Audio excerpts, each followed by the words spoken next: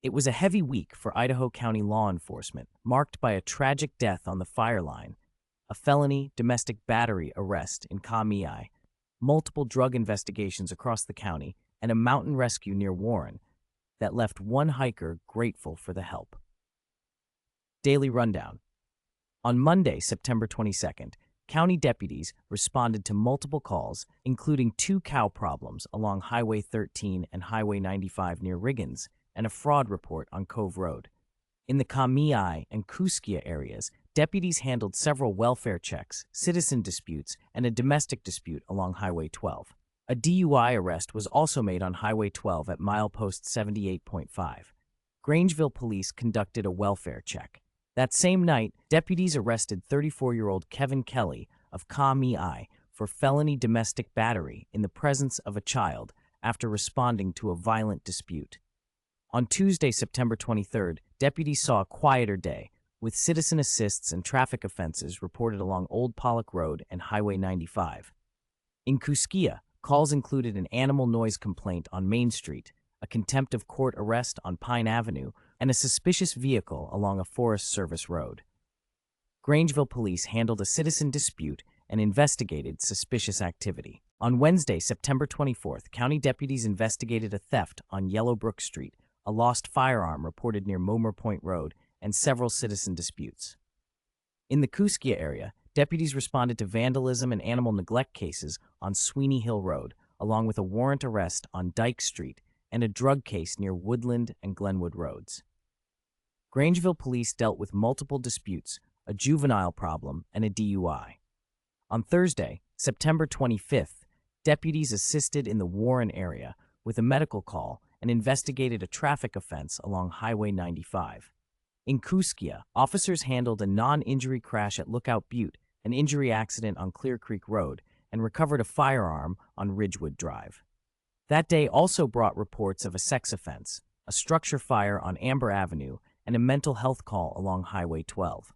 Grangeville police logged a non-injury accident, a drug-related traffic stop, and a theft. On Friday, September 26th, county deputies worked several non-injury crashes, including one on Johnston Road and another along Highway 95. They also responded to a threatening call at the Little Salmon Overlook. In Kuskia, deputies investigated a sex offense on Pine Road. Grangeville police reported a death, along with several suspicious calls and a medical emergency. Cottonwood police responded to a domestic dispute. On Saturday, September 27th, deputies stayed busy with multiple traffic stops and non-injury accidents along Highway 95.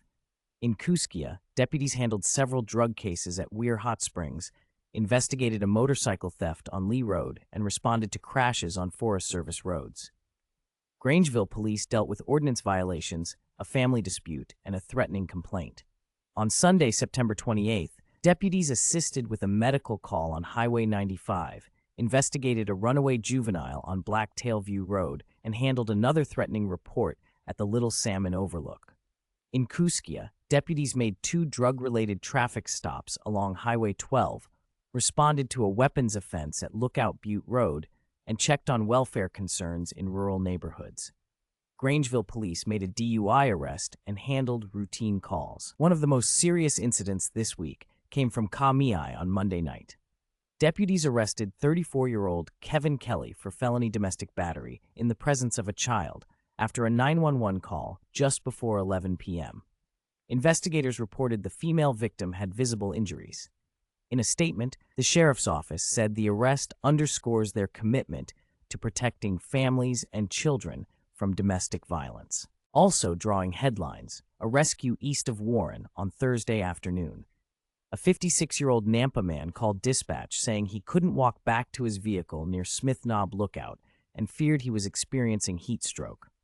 The Grangeville Mountain Rescue Unit responded, reached him on the trail, and provided food and water before escorting him safely back to his car.